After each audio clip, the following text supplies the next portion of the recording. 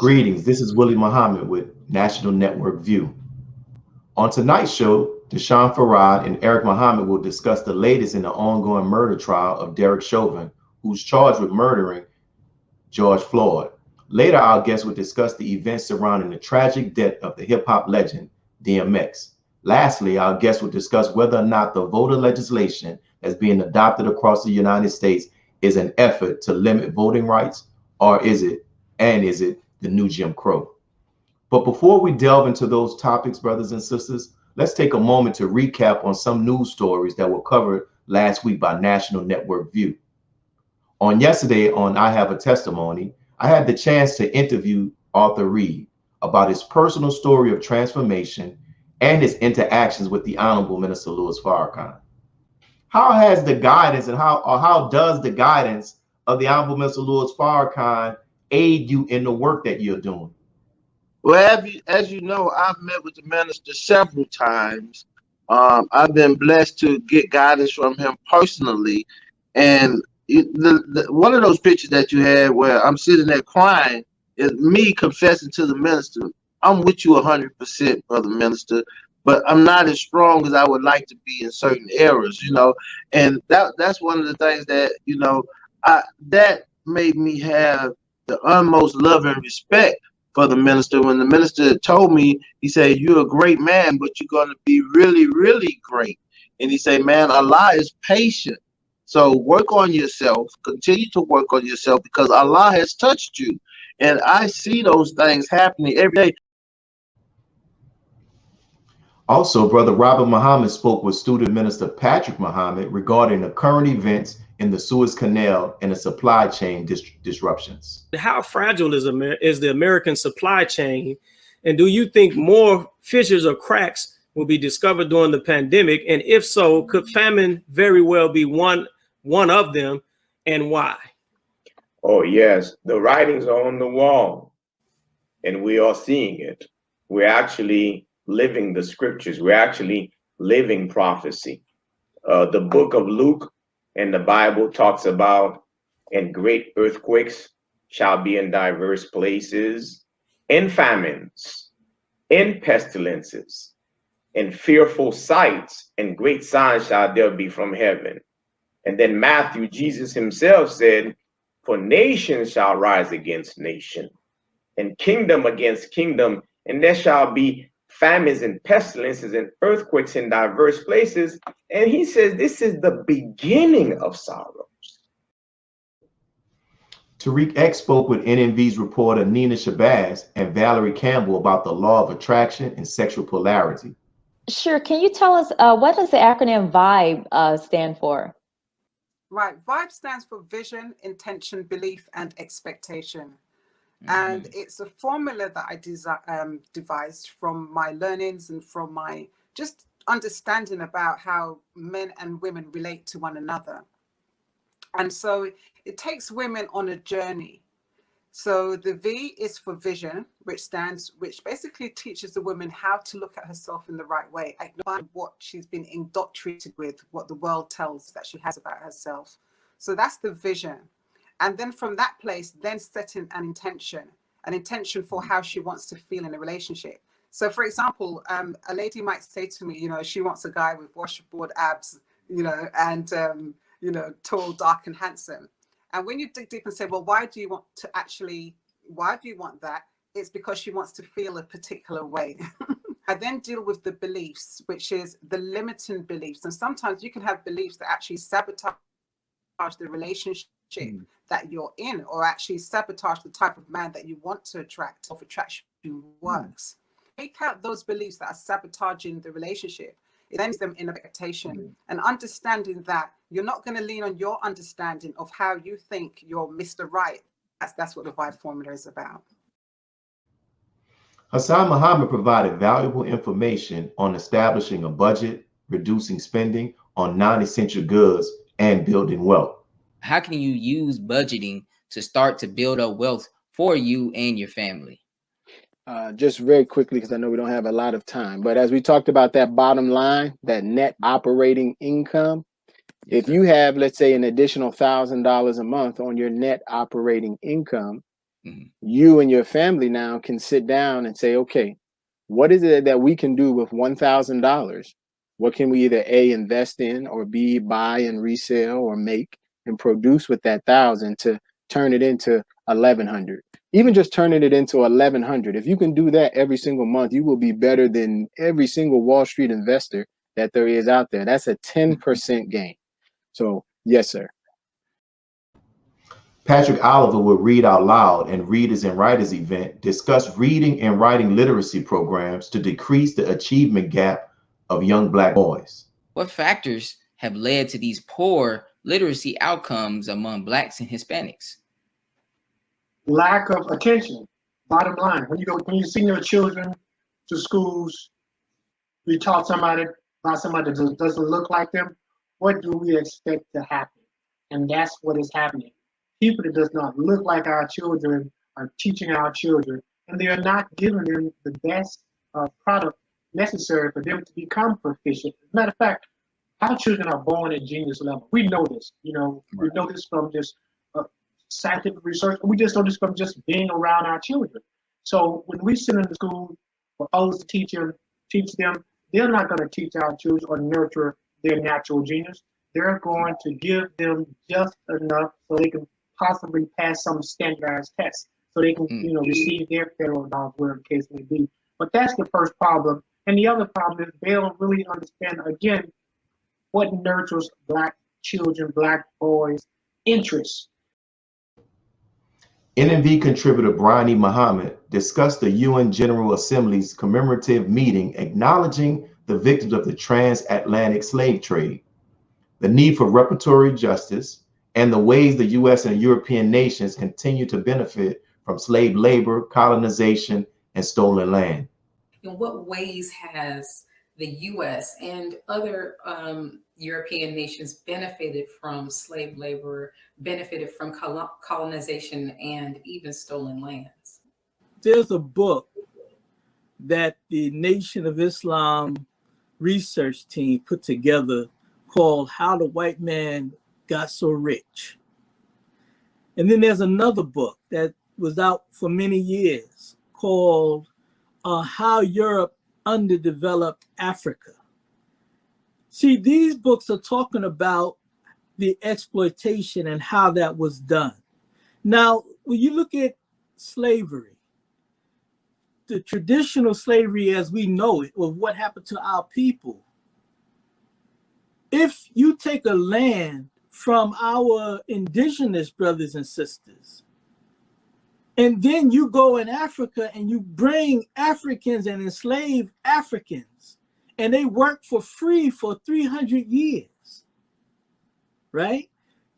That will put you in a very good position financially if you're the enslaver. Dr. Keeley updated us on the new strain of the COVID virus that is spreading across the United States, the new wave of COVID infections, and the benefits of the sun as a natural immune booster. What has your research of this vaccine led you to conclude so far? Well, public statements like that lady that we just heard are really, to me, statements that don't really have merit. Because for somebody to say that the vaccine is the reason why numbers are going down in the UK, there aren't any there is no evidence that can purport her claim. There was a downturn in most areas of the world outside of the United States before vaccines became available. The United States was really one of the few countries that were still on a high rise of the numbers. So to say that vaccines have caused a lower infection rate, I think is probably a little bordering on not telling the truth from my experience and research. Sister Charlene Muhammad discussed how the freedom of speech is being denied to those who speak out against the dangers of the COVID vaccines, including Attorney Kennedy of the Children's Health Defense Organization. Now, would you say that the government and the media are waging an attack on constitutional rights and freedoms of speech? Well, yes, I will say what Attorney Robert F. Kennedy, who is the chair and he's the chief legal counsel for Children's Health Defense, has told me, as well as another counsel with his organization, that this is definitely attack on freedom of speech. And once that's gone, then all of the other rights are stripped away. But how can you say that people who are voicing concerns, they say, critics argue, about what's injuring people? How can you say that they have no right to say that and shut out those voices? The ultimate end is, again, depopulation. Nefa Freeman of the Black Alliance for Peace updated on the protests in Haiti, the intervention of the United States and Organizations of America states into the Haiti and other neo-colonized countries. The Haitian people's right to national sovereignty must be respected. Is the Haitian president Jovenel Moise's refusal to step down disrespecting the Haitian people's right to sovereignty? Well, I mean, absolutely it is. There's thousands of people, hundreds of thousands of people in the street protesting Jovenel Moise. And so whenever the people aren't able to exercise and have what they want in terms of leadership, in terms of government, in terms of policies, then that means that they don't have any sovereignty. Not to mention the fact that the Jovenel Moise represents the interests of the West. He is like the person before him, Michel Martelly. They have been handpicked by the United States, by the U.S. pretty much, but all the Western powers, and so without, as long as the people can't get their choice in terms of being exercise democratic rights to voting on people, representatives, and policies, then that's a breach of the sovereignty of the people. And as said in the beginning of the show, we have with us our brothers, Brother Doshon Farad and Brother Eric Muhammad, who will be here to discuss with us regarding the death of DMX. And also we're going to talk about, as said, the voting legislation and this current trial that's going on with Derek Chauvin. And we'll be right back to get into those topics right after this first break. Be a part of the force that powers truth in journalism. Your support helps us to highlight solutions for a brighter tomorrow. Go to nnvnews.com/donate. This is Sister Sajda Muhammad. We are proud to announce that the Sajda House commemorative Elijah coins are finally here. This priceless heirloom, made from recycled copper from the messenger's home, is now available at sajdahouse.com. The hashtag Bank Black social media campaign made strides not only in revolutionizing how we bank, but also how we think. The movement inspired thousands of African Americans across the country to transfer or deposit millions of dollars into Black-owned banks. These are banks that will invest in urban communities, employ African Americans, support Black businesses, and inspire Black home ownership. This is a very proud moment for our culture as we are taking small, but significant, steps towards building Black power through Black wealth. Please share your thoughts with us in the comment section below. Follow us on social media at NNV News, and please subscribe to our YouTube channel at National Network View. I am Anissa Muhammad with nnvnews.com.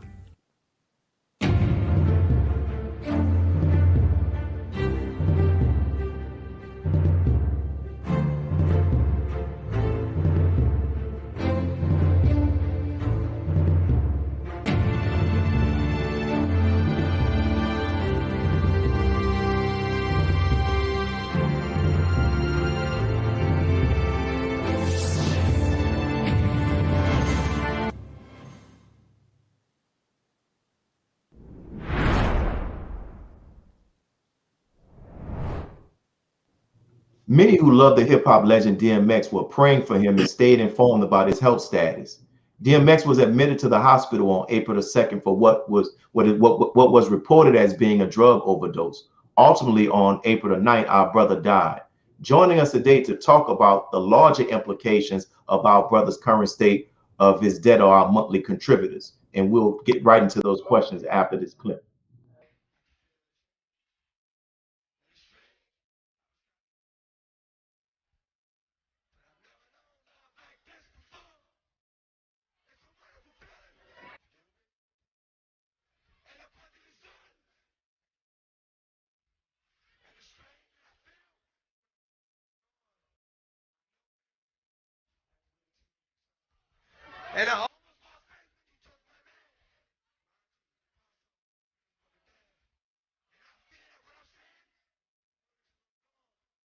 It's all good.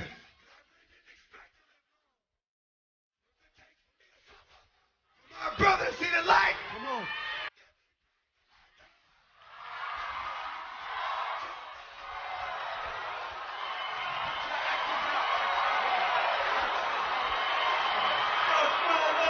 I love that. You ain't gonna see it like that. Keep it up. You'll never see it again like this. According to the Addiction Center's website, quote, almost 21 million Americans have at least one addiction, yet only 10% of them receive treatment. And drug overdose deaths have more than tripled since the 1990s. So my first question, and I'll start with you, Brother Doshon, then we'll go to Brother Eric. DMX is one of the 21 million that are known to have addictions. Why do you think a country like America, that's considered to be a world power, it leads the world in addictions according to a 2019 study? Well, keep in mind, dear brother, as was said for decades, drugs is what keeps America running. If you were to get rid of drugs, you would have to fire law enforcement, you would have to fire DA agents, you would have to fire any type of law enforcement for the most part, because the high crime rate amongst those who either use drugs or deal drugs or smuggle drugs, if you would. Something that we have to look at too. It's very sad, you know, you don't want to sound like a conspiracy theorist, but you actually have to ask yourself the question, where would America be without drug use? Without drug addicts, if you would. Wow, thank you, Brother Eric. What do you? So why would this world power, leader in democracy, also leads the world in addiction? Well, you know, brother, first of all, it's an honor to be on NNV News and to see my brothers again. You know, the Quran says, when an unrighteous man brings you news, look carefully into it, lest you harm a people in ignorance and then be sorry for what you did. And I know the clip started out with saying that our brother died because of a heart attack with drug use. But there was another clip that also came out where a family member said that he took the vaccine, you know, a week earlier. Right. And then so now what happens is we start to run on certain things. But to go to your question is because, you know, America is what it is. It is a pharmaceutical company where it's only 2 countries, I can't think of the name right now, where you cannot market directly to the people.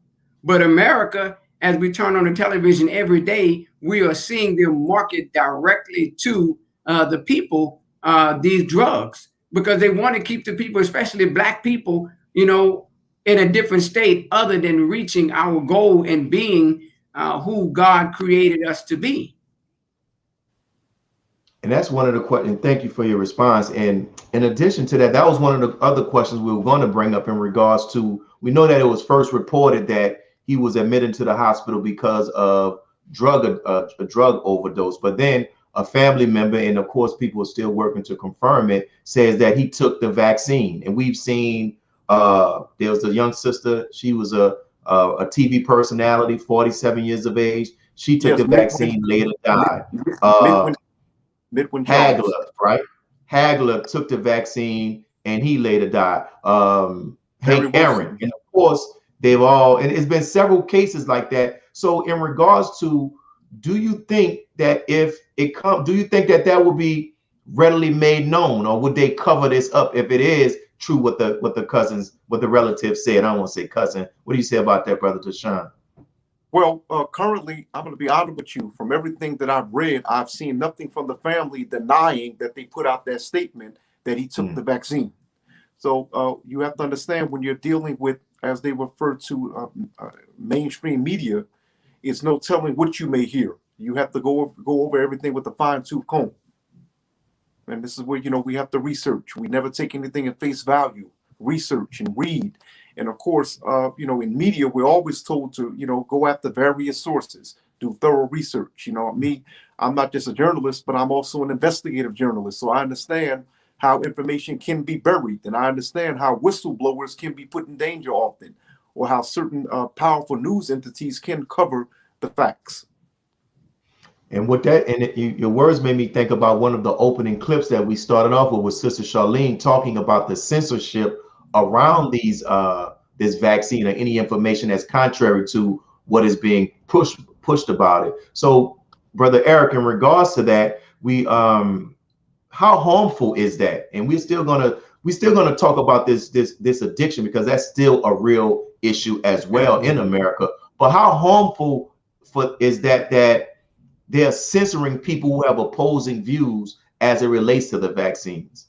You know, as another individual said earlier, and I think it was the same clip with Sister Charlene, when you're talking about, you know, denying one their First Amendment, you know, censoring them. It's very harmful. It's absolute death. So why did the founding fathers put that of the Constitution, make that the first, freedom of speech? So when you deny the person the freedom of speech, the freedom to express, you know, the freedom to respond, then it creates an environment of fear. It creates an environment of death. But I wanted to open up with that in the beginning, but you're right. We have to deal with the addiction that our people are suffering from. Mm-hmm. And it's interesting, in one of the interviews that our brother did before he passed, DMX, he was on Talib Kweli's podcast. And this is something that DMX said, quote, he said, drugs were never a problem. Drugs were a symptom of a bigger problem. There were things I went through in my childhood where I just blocked it out, end of quote. So my next question is, what are some of the ways that mosques, churches, organizations can help those who are using substances or certain behaviors as a way to cover trauma that they have experienced? What are ways that these institutions in our community can help them? Starting with you, my brother Doshon. Well, first of all, you know, we have to understand there's a difference between psychology and Black psychology. Many of our scholars, Naeem Akbar, Dr. Nathan Hare, Dr. Francis Cress-Hosing, so many others, so many prominent revolutionary Black scholars, Black thinking Black scholars have pointed out that the whole experience, Dr. George DeGroy have pointed out that the whole experience of slavery, Jim Crow, being under constant terror, the Tuskegee experiment, counterintelligence program, and now police terror on our community has produced in us a mental illness. And of course, W.B. Du Bois, he spoke about it earlier. He referred to us developing double consciousness. We develop a schizophrenic-like personality. We act one way when we're around Black people, another way when we're around white folks. So we have to understand, since our situation as so-called African Americans is very unique, keep in mind, what is considered to be an African American, we are a very new people. Minister Farrakhan, Imam Willie B Muhammad, so many people have pointed this out, other nationalists. That's why you have the term New African. We are a new ethnicity. And this new ethnicity, not only do we dress and speak different and look different, but we think different. So with our religious institutions have to understand, and our civic organizations have to understand, it's important to have programs and therapists and therapists and psychologists and psychiatrists that within our community who understand that, and they can speak to us. They know, you know, there's a difference between the healing of our mentality, if you would, our minds, as opposed to everyone else. Yes, sir. And Brother Eric, what's your take? Because I know you all are, outside of what you all are doing as the mosque in Houston, you all also have a community organization that works to address this. So what could be done that will make people feel more comfortable opening up about their trauma for the purpose of it getting addressed? Absolutely. That's a great question. And that's the role of faith.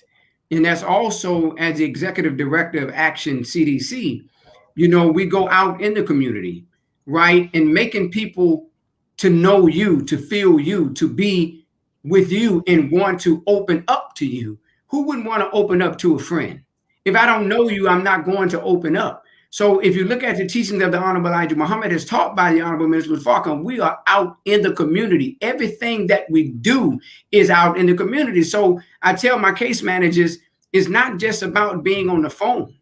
Well, of course, we're in the pandemic now, but I tell my case managers, it's about engaging the people, have them to open up to you, create friendship, Because at the end of the day, why do we call one another brother and sister? Because we are absolutely that. So when I go to an individual, I say, hey, my brother, how you doing, man?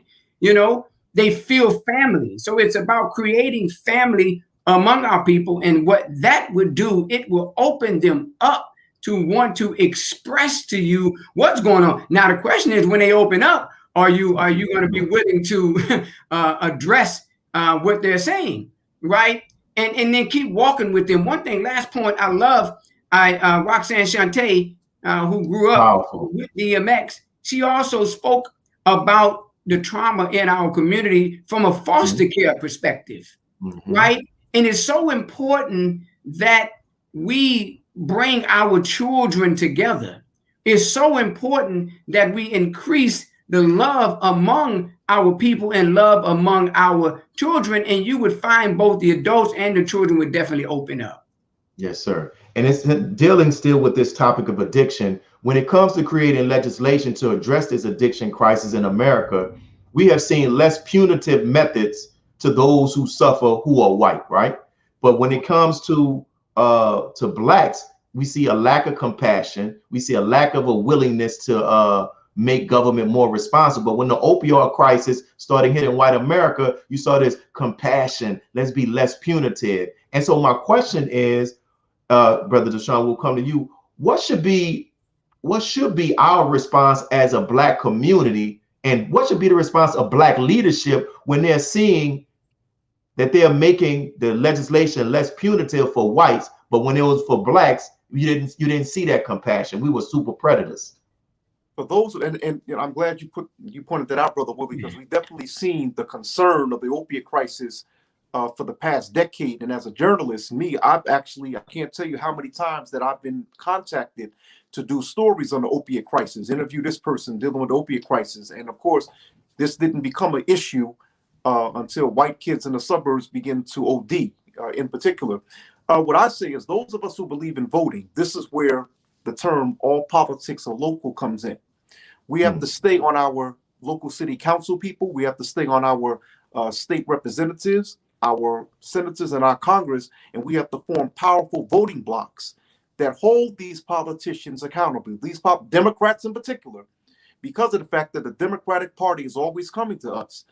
Just like we say we ought to make demands of those of us who are reparations advocates, when we say we ought to hold Democrats and other politicians accountable for getting us reparations, we ought to take the same position when it comes to legislation that deals with these unjust drug laws that that were actually brought about, of course, during the 1980s, as Reverend Jesse Jackson pointed out.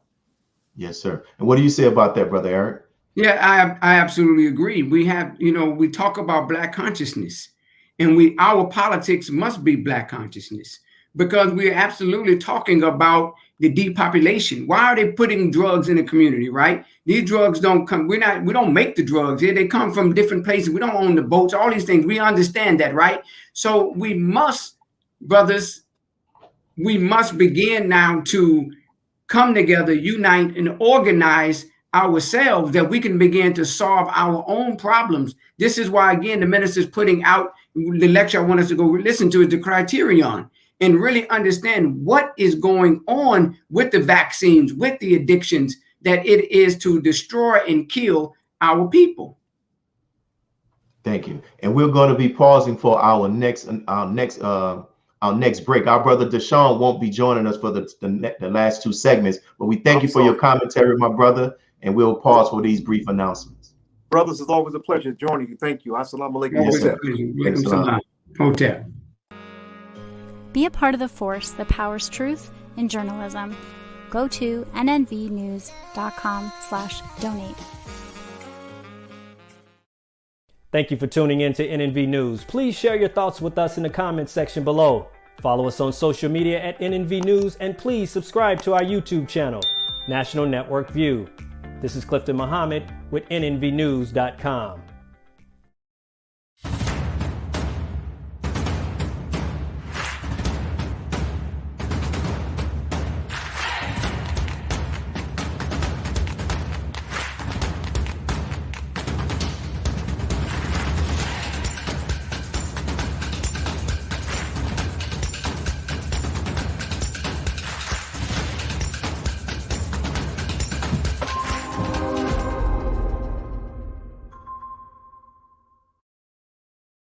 worldwide, 24 hours a day, 7 days a week. Download the Final Call Radio app and take us everywhere. On your phone, on your computer, on your tablet, on Instagram, Facebook, and Twitter. You can also log on to finalcall.com and click the Listen Live button, or finalcallradio.com. Final Call Radio, the official voice of the Honorable Minister Louis Farrakhan and the Nation of Islam.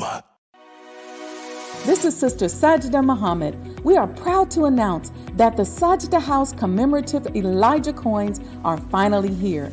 As we renovate and restore the former home of the Most Honorable Elijah Muhammad, we have recycled the old copper gutters and downspouts and created a 1-ounce 39mm coin made of 100% pure copper.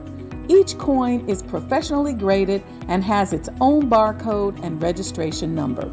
This priceless heirloom, made from recycled copper from the messenger's home, is now available at sajdahouse.com.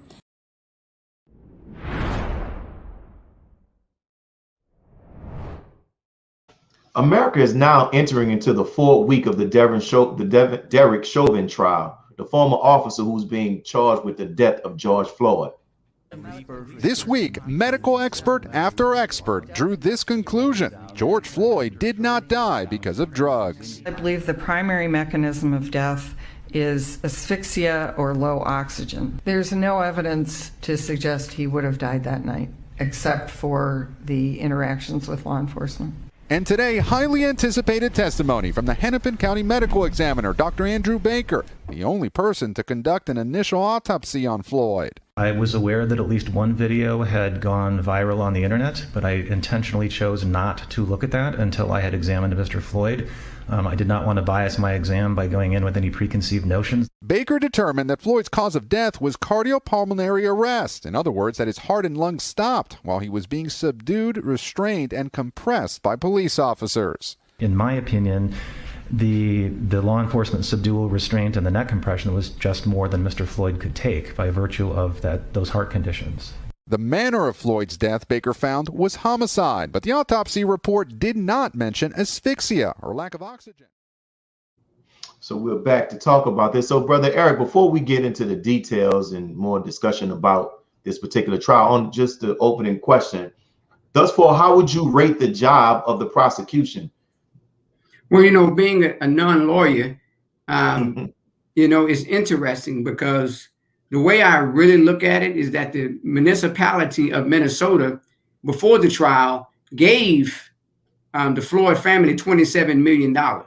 And the way I'm looking at it is like they are looking out for their interests of their $27 million. Because can you imagine? And that's the way I see the trial is going. So can you imagine if they find him not guilty? You're talking about now, if the city erupts again, you're talking about possibly $1 billion or $1.3 billion destroying of the city, added on to that 27 million. So what they're doing is, to me, is like they're working together, the prosecution, with respect to protecting what has already been given. Now we'll see how it ends, because as this edition of the Final Call says to us, is that we're under the shadow of death. So America has an opportunity. This case has an opportunity to give justice to the Floyd family.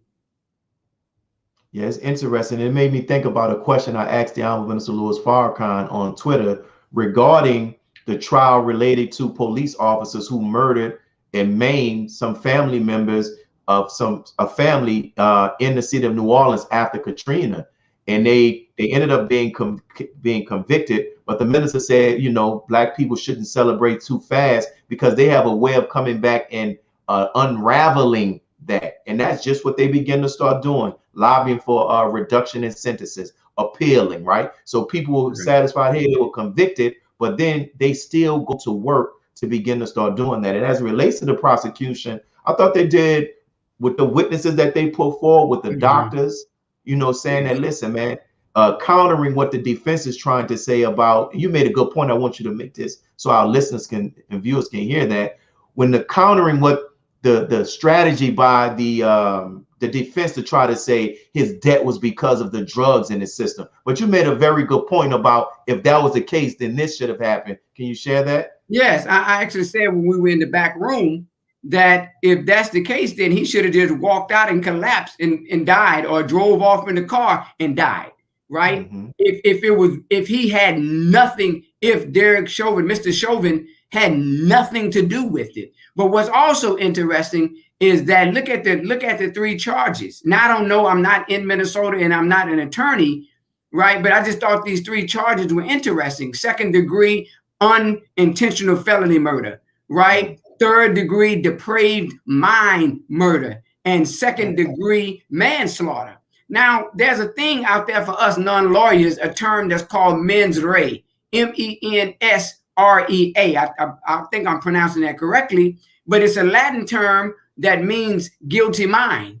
Well, hell, if you go read Francis Wellington's writings, if you read the writings of the Honorable Elijah Muhammad, as we're taught, that's the nature of the Caucasian. So he has a depraved mind. That is his mind, right? And so that's very interesting because it refers to a state of mind required to convict a particular offender of a particular crime. So what was his state of mind is really where they're going at. Did he intentionally do it? Was it like with the case 10 miles away that happened to and may Allah be pleased with another one of our martyrs, young brother Dante Wright, who was just recently shot, getting back into the car, and the officer thought he drew his taser, but drew his gun and shot him. Right. And then the police chief in the interview is like, hey, he made a mistake. Right. So the minister is absolutely correct in that statement. So we shouldn't get too excited. And even if, he gets Mr. Chauvin gets the highest charge, what does that even mean? Do we just go on and continue in the way that we continue, or do we continue to unite and organize ourselves and create a new reality for ourselves? Because I think, and you mentioned this the last time you were here on the show, you talked about how the Honorable Mr. Louis Farrakhan said how you can't train a reprobate mind, I think he said, right? And when you look at this, in the midst of this trial with Derek Chauvin, you have the young brother Dante Wright being killed. Then you have the lieutenant who's in the army, had his uniform on, but was still not given the decency and the respect for them to even answer his question of why are you stopping me, which is an indicator of a larger problem. And you mentioned the police chief in that town in Minnesota, how he was basically saying, I'm releasing this video, but you can tell that he was kind of saying that she responded according to how the training, how they're taught. And it leads to this next question, because there's an atmosphere amongst the police, this blue wall of silence, right? But we saw recently in this trial that took place, the police chief stood up on on the witness stand, where he basically said that what Chauvin did violated police policy, and now as a result of that, he is being, the cops, some of the cops I'm hearing that they don't like that. Could we be witnessing the beginning of a new era where more officers will begin to start coming forward against other officers who violate the rights of citizens, or even take their lives? If it's in their best interest, the answer to that question is yes. But what did the Honorable Mr. Farrakhan say on the criterion about police unions? See, it's the culture. I was in a meeting with our student regional minister in Austin, and we were meeting with activists and police officers, the chief of police here, who's now in Miami, Chief Acevedo. And what was crossing my mind was the thought process of, are you here? Now, his name is Acevedo, so he's Latino, right? Are you here as an officer, or are you here as a human being? Because if you're here as an officer, then you are going to defend your position. But if you're here as a human being that so happen to be an officer, right? Then why are we going back and forth, right? because human beings, then that's what should be an agreement, right? That you can see what we're saying. We're not making this stuff up, right? This is the reality of what's going on. But it's those police unions. So the $27 million should not have come from the taxpayers. The $27 million should have come from the police unions fund or anything, or police unions pension, right? Anything that is connected to that will hurt, right, the officers that will create the, and I say hurt, I don't mean in a way that is financially hurt their pockets. We got to make that clear, right? What I mean by have an effect, let me use that word, have an effect on the police union and the police force, so that what you stated will happen. Because if you hit them in the pocket, as we said in the last segment, America is a corporation. It's about money. It's about business. And when you start hitting these police unions in the pocket, right, then at that point, then Brother Willie, I can definitely agree that they will start coming. But why aren't the black coming? Why aren't the black officers stepping up? Because they see themselves as blue than they do as black.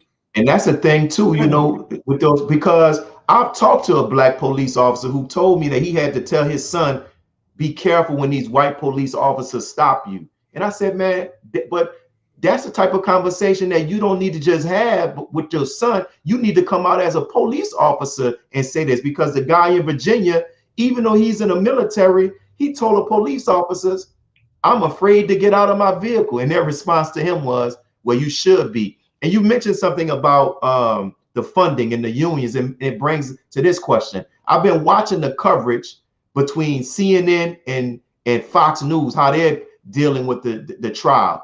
CNN has it constantly rolling. Fox News touches it and keeps it moving. But what Fox News was focusing on, they were talking about the rise in violence in America. And they were trying to connect it to say, this is a result of them talking about defunding the police department. Correct. So from your perspective, is there a correlation between these efforts to defund the police department and this rise in violence in America? No, it's absolutely not. And I say, I want y'all to watch this movie called Them. And I say, as they said on Them, the white man is the devil, right? It's beloved. It's who he is. It's his nature. And you create a system, right? And then now you have to police that system. And this is how they police that system. So no, to your answer, there is no connection between defunding the police and violence. They are who they are. They committed the violence and they still getting paid. Definitely. And as we get ready to go to the break, I saw a news report. I'm not quoting it verbatim, but they were showing how one department may have got almost like $90 million. And when they were talking about defund, they only took about $5 million away from the budget. Like, come on, that's not defunding, but they use that as a way to want to keep those police in our community, because they know those police do just what Derek Chauvin is doing, just what the other guys did in Virginia, because they know that our tax dollars that we're using are meant to protect us from these, you know, they call us, what right? Did the police officer say that shot Michael Brown? He murdered Michael Brown. He loved policing the black community because it's what? Fun. Wow, think about that. And we see what happened as a result of that fun. So we're getting ready for our next break, and we'll be right back to discuss whether or not this Georgia law is the new Jim Crow. Be a part of the force that powers truth in journalism. Your support helps us to highlight solutions for a brighter tomorrow. Go to nnvnews.com/donate. Asiatic Minds. Online education. Helping our children to discover their God-given skills, gifts, talents, and passion that will allow them to see their greatness, as well as the greatness of our people. And upon discovering that greatness, infusing them with the desire to use it for the betterment of themselves, their families, our people, and the world. Call now, 502-219-4848. This week's headline for the Final Call cover story is entitled, Under the Shadow of Death. The trial of Derek Chauvin, the ex-police officer and accused murderer of George Floyd, has begun.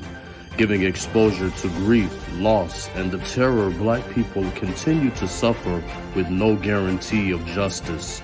This FCM Volume Number 27 edition features the middle page article by the Honorable Minister Louis Farrakhan, the message to the Nubian Leadership Circle entitled Building a Nation of Our Own. To read more, subscribe to finalcalldigital.com and tune in to the all-new Final Call Radio. This is the nnvnews.com Final Call Cover Report.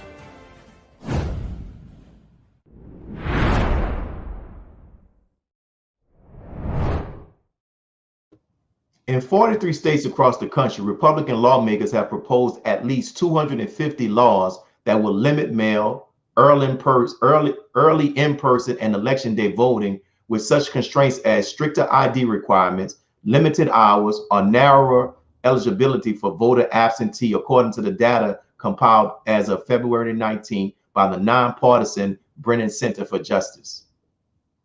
The National Review's Rich Lowry writes this: "It's time to begin to think of invocations of Jim Crow in the contemporary debate as just as loathsome and self-discrediting as the Nazi charge. People who call anything in today's America the new Jim Crow are advertising their own lack of seriousness and ignorance of history, as well as, in many cases, their naked cynicism." Here is an example of what Rich Lowry writes about. And so I'm convinced that we'll be able to stop this because it is the most pernicious thing. This makes Jim Crow look like Jim Eagle. The Senate Judiciary and Rules Committees have started their work responding to the concerted nationwide attack on voting rights of millions of Americans that we haven't seen since the era of Jim Crow. I do absolutely agree that it's racist. It is a redux of Jim Crow in a suit and tie. So as we get into this first, Brother Eric, I researched some stuff, and this comes from an article titled by the BBC.com, Georgia Voting Fact Checking Claims About the New Election Law. And I want to find something where they were talking about, I'll give you this with the ballot boxes, and you give me your thoughts on it. It says this: Democrats say that the new law reduces the number of these boxes, making it harder to vote. There will be fewer in the forthcoming elections, but this needs to be put in context. This is what the article is saying. Prior to the 2020 election, drop boxes weren't used in Georgia. They were brought in as part of the emergency COVID action. The new law does significantly reduce the number of drop boxes from the 2020 level. For example, Fulton County says it will go down from 38 to 8 drop boxes. The new law also means the boxes will be held in buildings and can only be assessed in hours that early voting is allowed, rather than 24 hours a day as was in 2020, end of quote. So from what you heard of this, how is this discriminatory? Or is it discriminatory? Yeah, absolutely. I apologize. Absolutely. When you look at, and again, as I said the last time I was on, the Honorable Mr. Farrakhan said, attitudes when hardened become beliefs. From beliefs, we get laws. Right? The title of this is called Election Integrity Act of 2021, right? State Bill 202. Now, you mentioned 2020, right? Right? So now look what Massachusetts Institute of Technology, MIT, they did a poll, and I know you love polls. They did a poll in April of 2020, a voter fraud study covering 20 years by MIT found that the level of fraud exceedingly rare, since it occurs only zero. Now look at this number, 0.0006, 0.4 zeros and a 6 of instances nationally. And in states, one state they found it was 0.0004. Right? So now about 5 times less likely than getting hit by lightning in the United States, according to MIT. Right? So now to your question, when you look at what they're saying, let's go to, it has to be why they're doing it. Right? Because if those are your numbers, why are you going to label it Election Integrity Act? Where is the lack of integrity? Right? Where in those numbers? What are your fraud numbers, right? So if you look at their fraud numbers, it would be consistent with what MIT found on a national level. You will find a consistency. So when you reduce your voting blocks or the boxes from 40 to 8, and you got to go in a building, and then, but they did it, why? Because of COVID. Well, now we had a section on dealing with COVID, a portion of, we talked about COVID. Now, when you look at it, COVID is on the rise with different strands. So you would rather an individual go in a building with 8 boxes to early vote, and now you're looking at risking the possibility of COVID, or you want to make it look like you're right. See, it doesn't add up.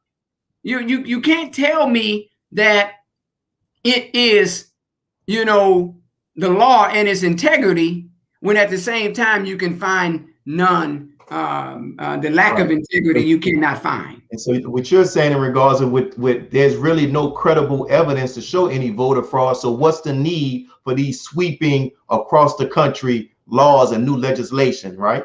Correct. And we know, like, man, it's like Brother Dr. Wesley always said, the devil is in the details, and they give this umbrella of, hey, it's just this, but then they sneak in what they want to, how they want to do, and the different things that they want to do that will be able to have this impact. Let me say, here's another part that they say in regards, there's this thing about giving out food and water at the polls. So it says there's another one. There's criticism of a provision which bans some people from handing out food or water to voters within a certain distance of the polling sites, right? It's true that the rules on this have been tightened. This is the article. Republicans say the move limits potential interference before people cast their ballots. In previous elections, voting rights groups have often given out supplies to people standing in long lines at voting locations, which are the features of in U.S. elections. But what they're saying is that longer lines are common in Black populations.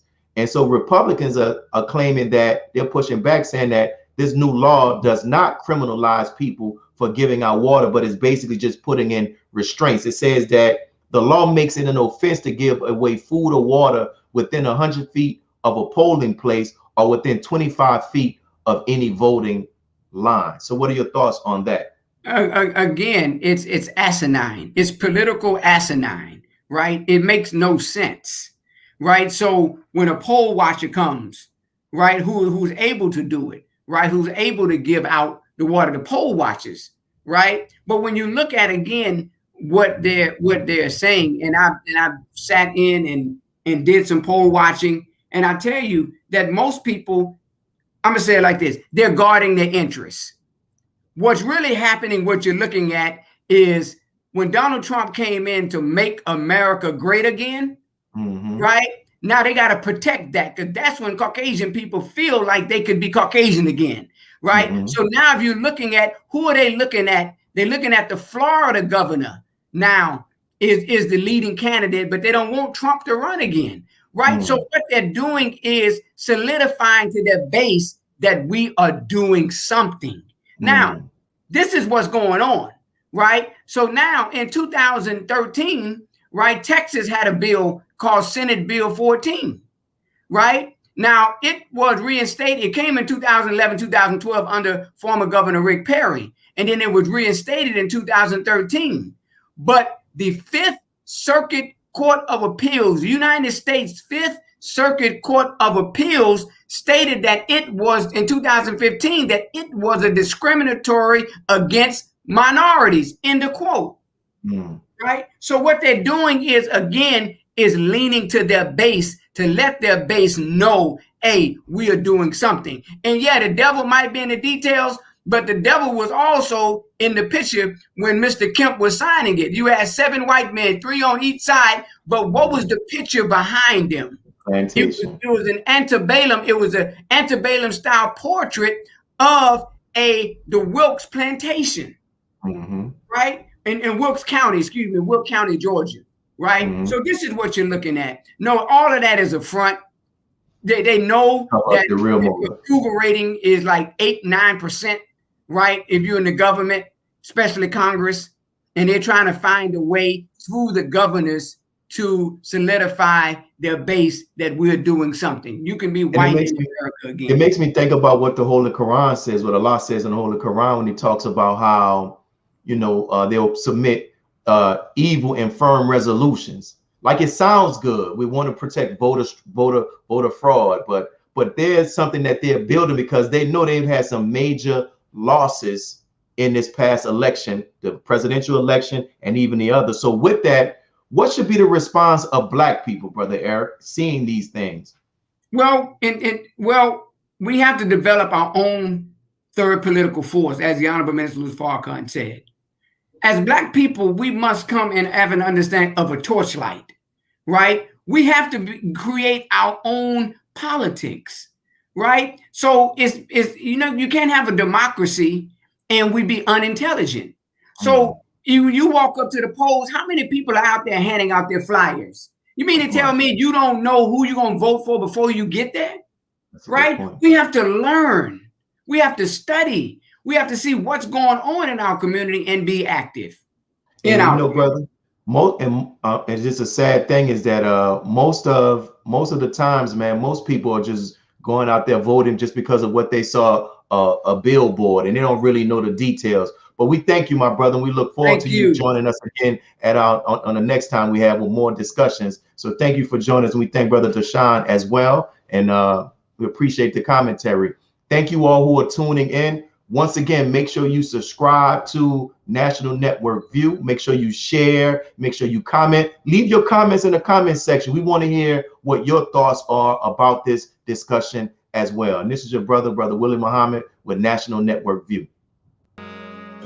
Be a part of the force that powers truth in journalism. Go to nnvnews.com/donate.